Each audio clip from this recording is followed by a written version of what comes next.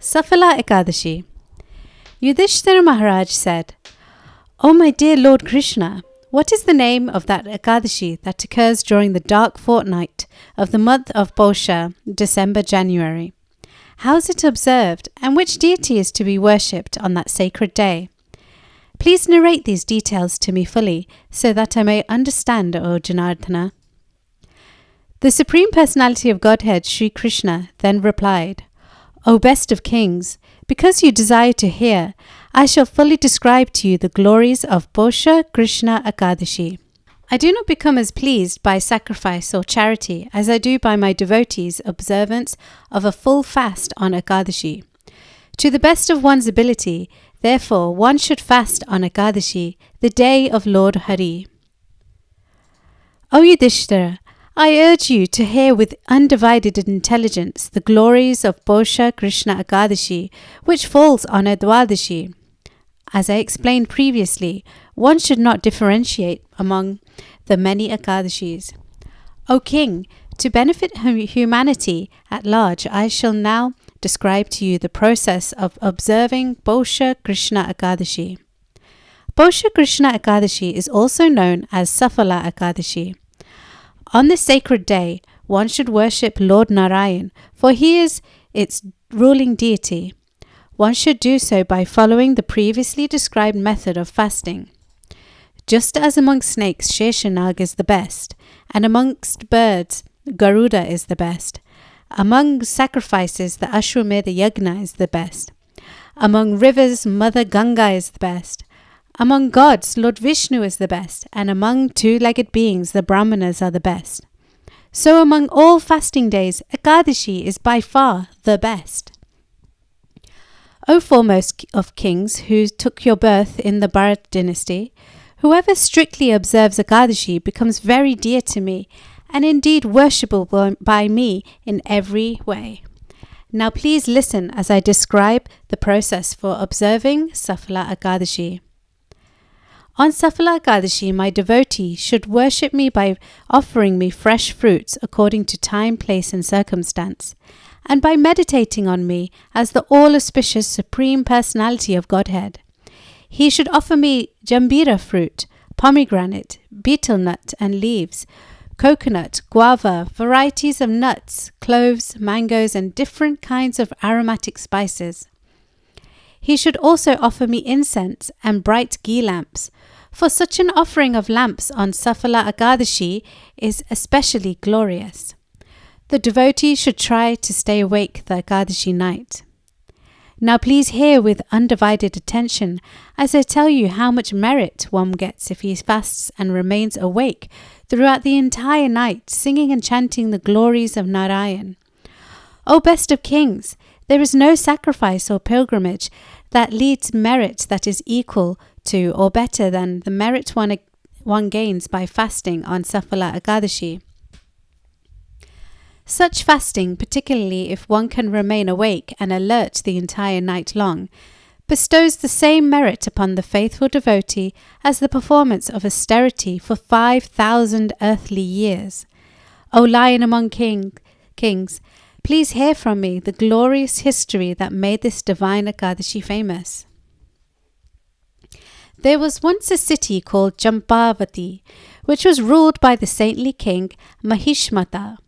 He had 4 sons, the eldest of whom, Lumpaka, always engaged in all manner of very sinful activities, illicit sexual encounters with the wives of others, gambling and continual association with known prostitutes. His evil deeds gradually reduced the wealth of his father, King Mahishmata. Lumpaka also became very critical of the numerous devas, the empowered universal attendants of the Lord, as well as toward the Brahmins, and every day he would go out of his way to blaspheme the Vaishnavas. At last, King Mahishmata, seeing the unrepentant, brazen, fallen condition of his son, exiled him to the forest. Out of fear, the king, even compassionate relatives, didn't come to Lumpaka's defense. So angry was the king towards his son, and so sinful was this Lumpaka. Bewildered in his exile, the fallen and rejected Lampaka thought to himself, "My father has sent me away, and even my kinsmen do not raise but a finger in objection. What am I to do now?" He schemed sinfully and thought, "I shall sneak back into the city under cover of darkness and plunder his wealth. During the day, I shall stay in the forest, and as night returns, so shall I to the city." So thinking, the sinful Lampaka entered the darkness of the forest. He killed many animals by day, and by night he stole all manner of valuable items from the city. The city-dwelling folk apprehended him several times, but out of fear of the king, they left him alone. They thought to themselves that it must have been the accumulated sins of Lampaka's previous births that had forced him to act in such a way that he lost his royal facilities and became to act so sinfully like a common selfish thief. Though a meat-eater, Lampaka would also eat fruits every day. He resided under an old banyan tree that, unknown to him, appeared to be very dear to Lord Vasudeva. Indeed, many worshipped her as the demigod representative department head of all the trees in the forest. In due course of time, while Lampaka was doing so many sinful and condemnable activities, the Saphala Ekadashi arrived. On the eve of the Ekadashi, Dashmi, Lampaka had to pass the entire night without sleep because of severe cold that he felt due to his scanty bedclothes. The cold not only robbed him of his peace, but almost of his very life. By the time the sun rose, near dead, his teeth chattering and near comatose. In fact, all the Ekadashi morning he remained in that stupor and could not awaken out of his near comatose condition. When midday of the Saphala Ekadashi arrived, the sinful Lampaka finally came to and managed to rise up from his place under the banyan tree. But with every step he took, he stumbled and fell to the ground. Like a lame man, he walked slowly and hesitantly, suffering greatly from hunger and thirst in the midst of the jungle. So weak was Lampaka that he couldn't even concentrate, nor muster the strength to go and kill even a single animal that whole day. Instead, he was reduced to collecting whatever fruits had fallen to the ground on their own accord. By the time he returned to his banyan tree home, the sun had set. Placing the fruits on the ground next to him, at the base of the sacred banyan tree, Lampaka began to cry out, "Woe is me! What should I do? Dear father, what has become of me? Oh, Sri Hari, please be merciful to me and accept these fruits as an offering." Again, he was forced to lie awake the whole night without sleep, but in the meantime, the all-merciful Supreme Personality of Godhead, Lord Madhusudana, had become pleased with Lampaka's humble offering of forest fruits, and he accepted them. Lampaka had unwittingly observed a full Ekadashi fast, and by the merit he reaped on that day, he regained his kingdom with no further obstacles. Listen, O Yudhishthir, to what happened to the son of King Mahishmata, when but a fragment of the merit spouted up within his heart. As the sun beautifully rose in the sky on the day following Ekadashi, a handsome horse approached Lampaka as if seeking him out and stood next to him. At the same time, a voice suddenly boomed from the clear blue sky, saying, This horse is for you, Lampaka. Mount it and ride swiftly out of this forest to greet your family. O son of King Mahishmata, by the mercy of the Supreme Lord Vasudeva and the strength of the merit you acquired by observing Saphala Ekadashi, your kingdom will be returned to you without any further hindrances. Such is the benefit you have gained by fasting on this most auspicious of days. Go now to your father and enjoy your rightful place in the dynasty. Upon hearing these celestial words resonating from above, Lampaka mounted the horse and rode back to the city of Champavati.